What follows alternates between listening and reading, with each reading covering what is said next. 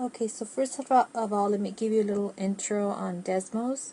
What you see on the screen right now is a screenshot of the page, what I used to get the answer for the first question. So it's not live. I can't click on stuff, so I can just point to it, okay, just to show you how I got the equation up here. So first off, when you open the program, it's going to be a blank screen.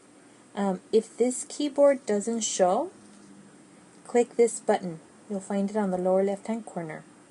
When you click this button, this will automatically come up, okay, the keypad.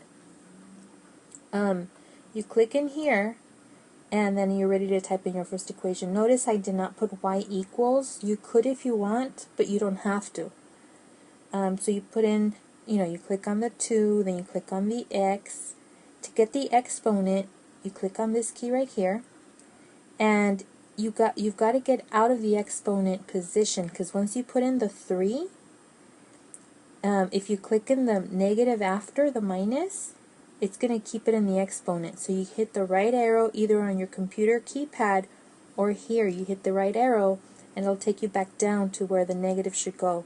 And then you just, do the negative, the 4, the x, the plus, and the 5. And you'll notice that as you add each term, the graph is changing, right? Because it doesn't know when you finish. So every time you add a term, the graph is changing. So that's really cool. Okay, so then when I plugged in 2x cubed minus 4x plus 5, this is what shows up. Okay, so on your paper, in your notebook, in your homework notebook, I just want you to, do a quick sketch. It doesn't have to be so precise. I just want the basic shape, So you're going to have this shape on your notebook, and then you're going to answer the end behavior. Okay, so if we look, as x gets bigger and bigger, so that means as we go to the right, so as here there's a little up and down, but as we go more and more to the right, what's the function doing? Is it going up or is it going down, right? So that's what you're answering. And then as x goes to negative infinity, as we go this way, what's the graph doing? What's the function doing? The function is going down. So that means the y values are going down. So then you're going to write for this one, as x goes to infinity, f of x goes to infinity. As x goes to negative infinity, f of x goes to negative infinity. So what you're saying is that as x gets bigger, so we're going this way, the graph is also getting it's going higher. The y values are getting bigger. So that's what you're saying right here, that the y's are getting bigger. And as x gets smaller, and that means smaller as far as more and more negative, so as we go to the left, what's happening to the graph? It's coming down, right? So y, or f of x, is also getting smaller. Okay, so this would be the answer. Well, this sketch right here, and then this would be the answer for the end behavior. Okay? When you graph number 2 on Desmos, you're going to notice that both ends, the left and the right, go down.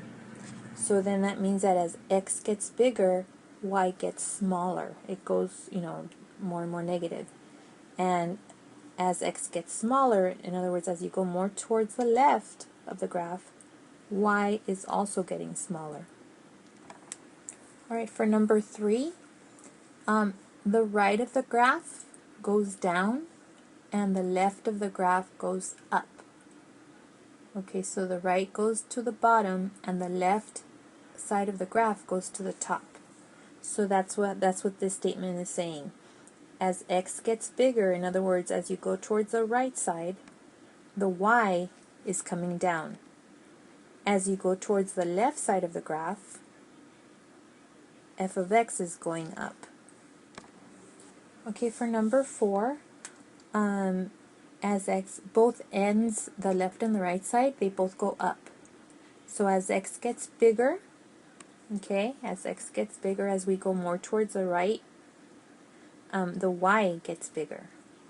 And as x gets smaller, as we go to negative infinity, f of x, or y, goes up. Okay, for number 5, you'll notice that the right side goes down and the left side of the graph goes up, okay, at the ends.